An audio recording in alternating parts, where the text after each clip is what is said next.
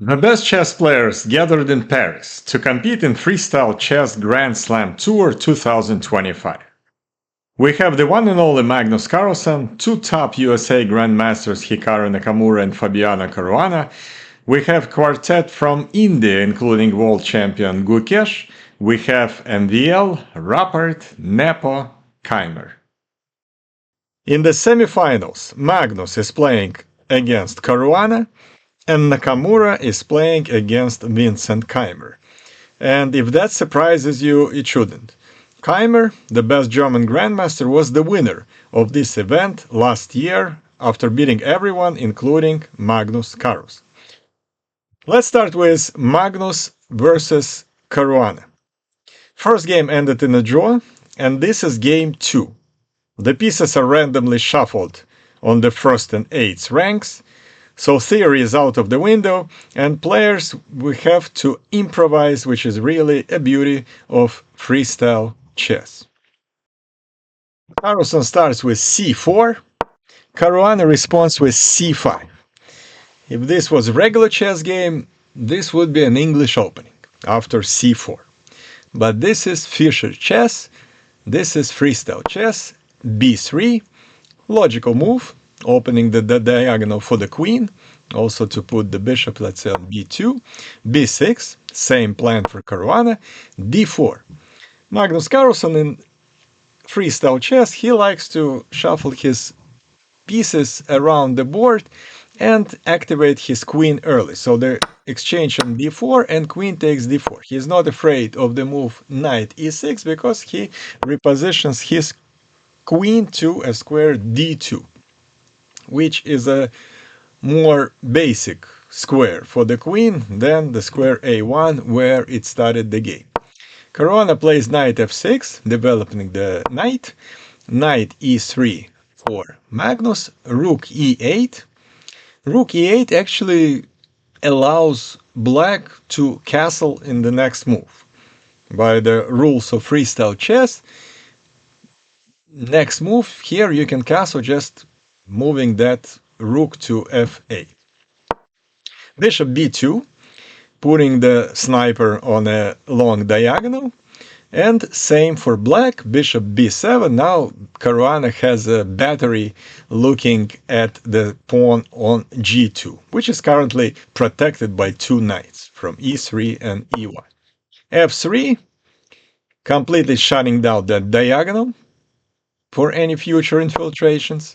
And bishop f4, very nice move from Caruana. He pins the knight on e3, and after g3 he has two options, whether to go back or retreats it to h8 and remain on the same diagonal and pinning the knight, and he chooses bishop h6.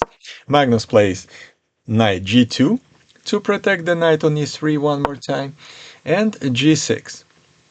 g6 to change the position of the bishop and get it to g7 to counter white's dark square bishop on b2. h4. Magnus starts attacking on the king side of the board, and the position looks pretty dangerous for black already. Bishop b8. Bishop b8. The reason this move deserves a question mark from the engine, because white's attack is becoming pretty dangerous and black didn't do anything against it with the move queen b8. g4. And now g5 is already a threat to fork both minor pieces for black. Caruana moves the bishop back to g7, h5. Magnus marches forward, starts to penetrate into black's territory, starting to open files for its pieces. And here Caruana finds a very smart move, bishop h6. He prevents white from playing h6, and again there is no move g5. Black dark square bishop controls the diagonal h6 c1. Long castle. Long castle computer didn't like at all, and there is a reason why, because now black bishop dark square bishop is even more powerful in this position because it pins the knight not only to the queen but also to the king. Bishop g5. bishop c2. Bishop c2, the move is done, so the king can be moved to b1, and at least one of the queen and king would be removed from this dangerous pin. Centralizes the knight on f4, exchange of the knights on f4, and now after queen takes f4, Fabiano Caruana is threatening to take the knight on e3. It's attacked by both the bishop and the queen, so white have to play knight f1, going back, and Caruana exchanges the queens, and all of a sudden, turns out that white's attack went nowhere on the king side. The position is absolutely even, and Caruana achieved what black usually want to achieve in the openings, meaning equalize the game. e5. And immediately after equalizing the game, Caruana makes a mistake. e5, the move, I guess it makes sense if the idea is to go forward with the pawn on e4, I kind of open the position. Other than that, the pawn on d7 is becoming now very weak. And the pawn on e5, if it doesn't get to e4, which is not so easy to do, it becomes very weak too. King b1, rook e6, h6.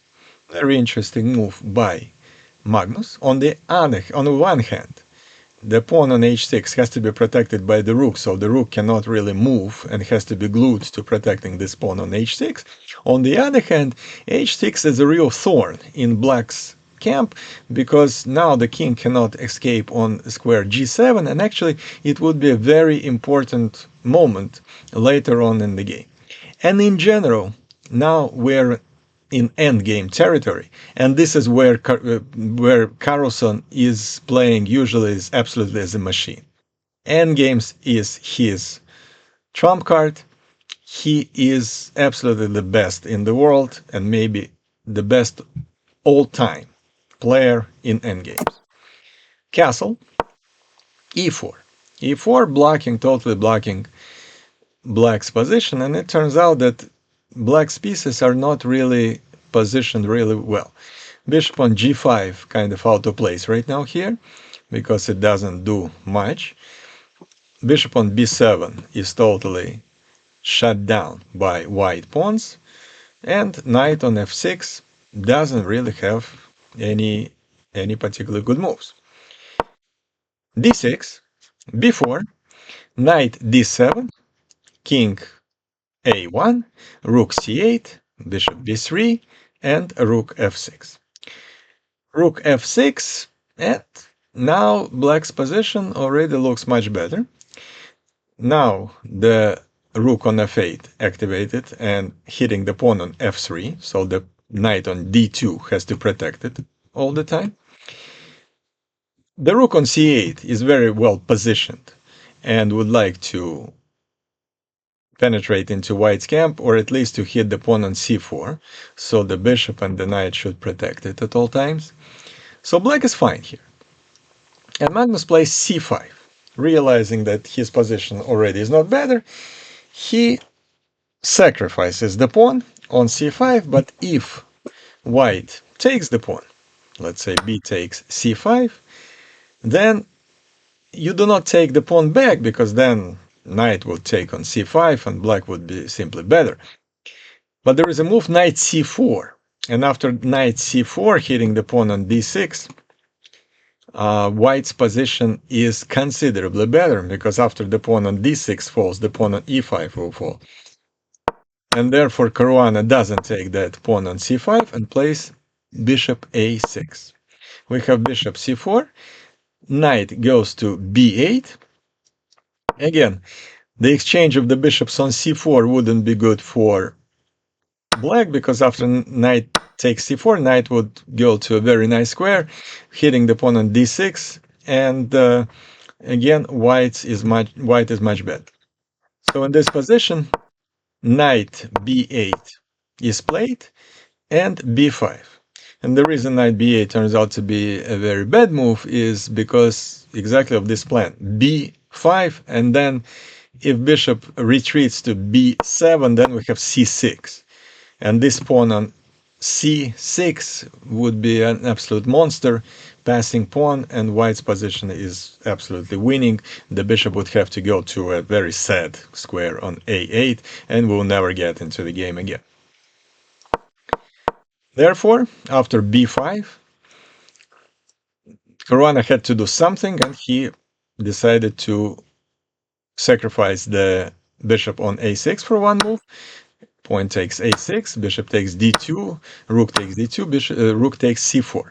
So the material advantage is for black in this position. They have one extra pawn, and white has double pawns on a, but white's position is still much better, and the reason it's much better because of next move that obviously Carlsen saw ahead of time, because now he can play bishop takes e5. What a brilliant move by Magnus, using the fact that if you cannot take that bishop on e5 because rook d8 checkmate. Remember that move h6? Now it comes into play. The king cannot escape to a square g7. After bishop takes e5, the pawn is under attack, the rook is under attack, so the rook has to retreat to e3, e6, bishop takes d6, knight takes a6, the material advantage is on the board, but bishop on d6 is much better than the knight on a6, and white's position is considerably better, especially considering the 8th rank is still very weak for black. And this is what Magnus decided to explore right away with the mistake. Very rarely you see Magnus making a mistake in the endgames, and here he makes that mistake. He plays bishop b8 with the idea to checkmate black king with rook d8, so same type of idea. So obviously you cannot take the bishop on b8 because you're going to get checkmated. And black had to find a move that actually saves the game for them is king f8. King f8 was the best move in this position, and if bishop takes a7, black is actually better after rook c7, and the bishop is trapped. And white would lose the bishop after bishop takes b6, rook takes b6. This position is totally winning for black. King f8 was not found by Caruana, not an easy move to find, to be honest. He plays rook e8 to protect the 8th rank, bishop takes a7, b5, because the pawn on b6 was under attack, and bishop goes to this monster diagonal, bishop d4. And again, the king on g8 is not safe at all. Knight c7, bishop f6.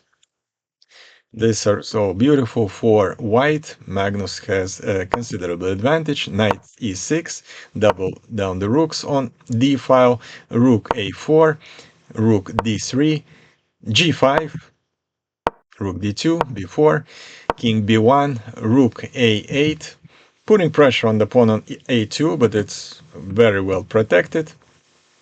Magnus makes several more moves, bishop e7, rook e8, bishop f6, some repetition of the moves, and after rook b3, the pawn on b4 cannot be protected. Knight f8, the bishop on f6 is under attack. Obviously Magnus sees it, takes the pawn on g5, and now white has 5 pawns against 3, 2 extra pawns, and with the next move they will take the pawn on b4, and we'll have 3 extra pawns. And 3 extra pawns in this position for Grandmasters is like for regular type of players to have an extra queen in the game. So this is a win for Magnus, and he advances to the finals, and his opponent would be the winner of the game between Vincent Keimer, who is playing white, and Hikaru Nakamura, who is playing black. And the first game ended in a draw, and the second game, as you can see, starts with the same position as Carlsen Caruana game. So the randomness is still preserved, but every game starts with the same position. So both semifinals have the same pieces on the board. If you remember, Magnus started with c4, and Keimer starts with d4. d4, d5, b3. Same idea, to open up the diagonal for the queen, to open the square for the bishop to develop on this long diagonal.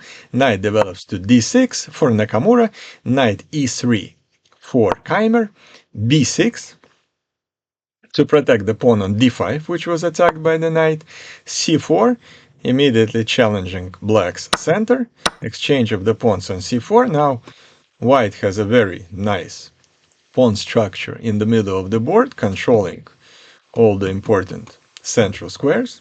So white's position is better already on move 5. c5. And here Nakamura, after the game, said he was really concerned with Keimer playing d5. And he thought that this position would be really a struggle for black, considering white has this very nice diagonal that they would be using as their attack. But Keimer didn't play the move Nakamura was afraid of.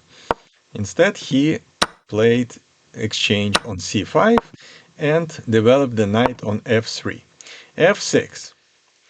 f6 is one of those moves that some grandmasters always say you'd never play f6 under no circumstances. But Nakamura had his own plan here. He wanted to put the pawns on f6 and e6, and we'll see how this plan materializes. Rook d1, e6, and now those two pawns control all the important squares from white penetrating into black's position. So white knights cannot get into the black's territory. h4. Keimer starts attacking on the king side of the board, but Nakamura immediately shuts that down with the move h5. Queen c3, queen c6, bishop a3, putting the bishop on this nice diagonal, kind of x-raying the black pieces on knight and the rook.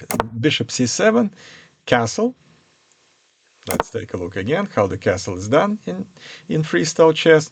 Basically, at the end of this move, the king and the rook are in the same position as after castling in classical chess. So from that perspective, this is pretty clear. Knight f7, bishop c2, bishop b7, and this is already a pretty dangerous battery on the long diagonal for Nakamura, kind of looking at the pawn on g2. Bishop b2, pretty much the same thing, putting some pressure on the pawn on g7, just making sure that black cannot play the move f5, for example, because they will be getting checkmated right away. Long castle for black. Again, the move looks pretty strange. The rook from f8 and the king from g8 all of a sudden move to the other side of the board. But again, at the end of this move, the king on c8 and the rook on d8 are exactly in the same position as they should be in real chess. Queen a3, bishop b6, bishop c3, queen c7. Opening the bishop for some activity, but more importantly, the move that was made here by Nakamura, and he explained it after the game, he didn't like the move bishop a5 from Keimer, exchanging the dark square bishops and putting pressure on this pawn on b6 after rook b1, let's say.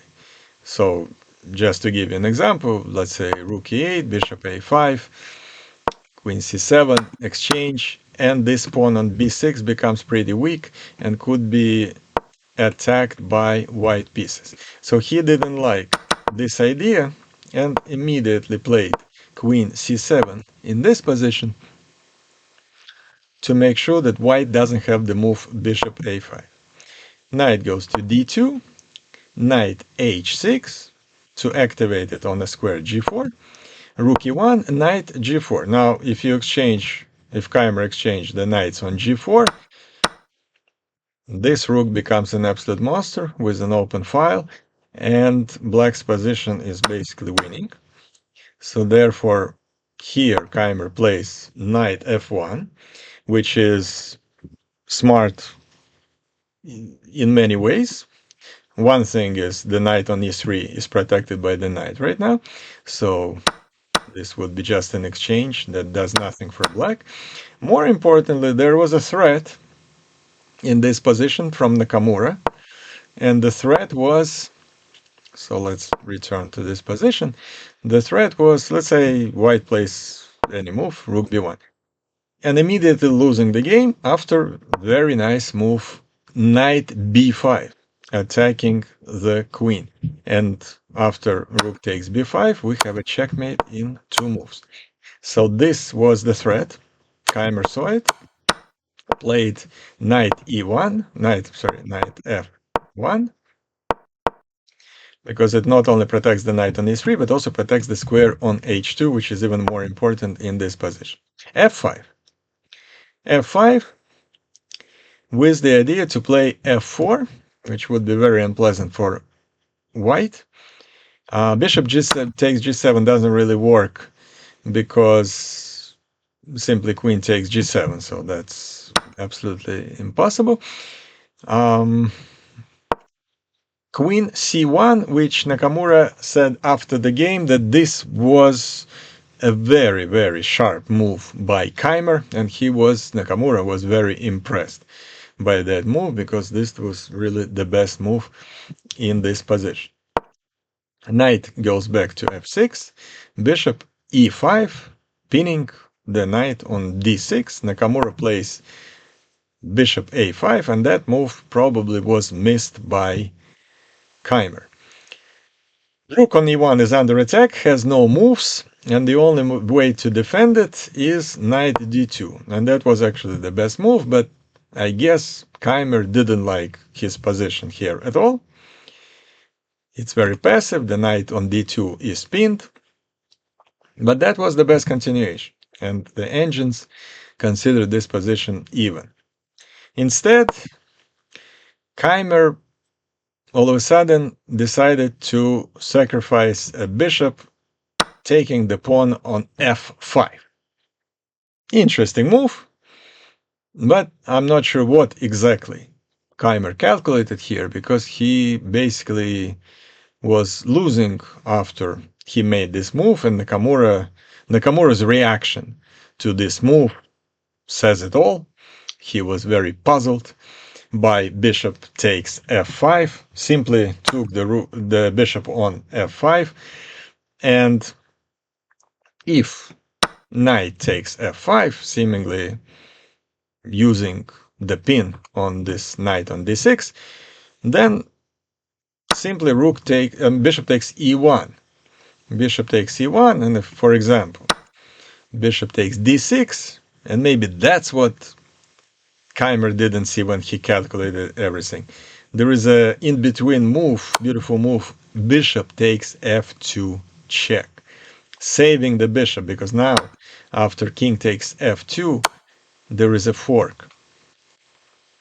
Check and a fork, king g1, knight takes d6, and after those exchanges, black simply has a rook, an extra rook, and totally winning position. Maybe this is what Keimer didn't see, that move bishop takes f2. But whatever it is, after Nakamura took the bishop on f5, Keimer played rook takes d6, and simply got in response bishop takes e1.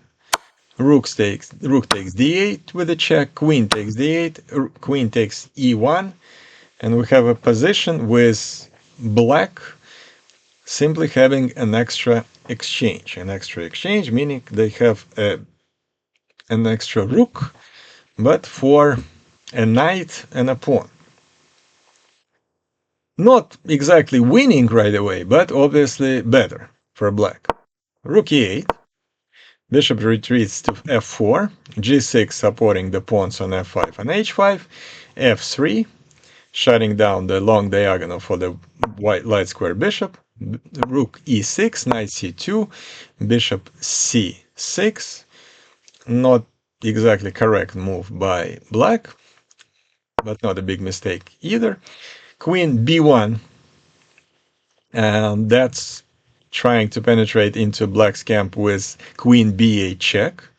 Nakamura doesn't allow it by moving the knight on d7, and not only this move protects the square b8 from any checks, but also now the rook is attacking the pawn on e2, the queen is attacking the pawn on h4. Keimer plays probably the only move to save both pawns, queen e1. King b7, knight develops to e3, knight b6, putting pressure on the pawn on c4, gluing this knight to defend that pawn, queen f2, and king a8. King a8 is one of those moves that differentiates the best players in the world from the regular players, let's say. So what's the idea by the move king a8? Why this move is even needed? Well, Nakamura explained it himself after the game. His idea was to activate all his pieces. The knight is good on square b6, rook is good. The bishop, he wanted to put the bishop that was pretty much blocked here, he wanted to put it on a4. And he wanted to put the queen on d4.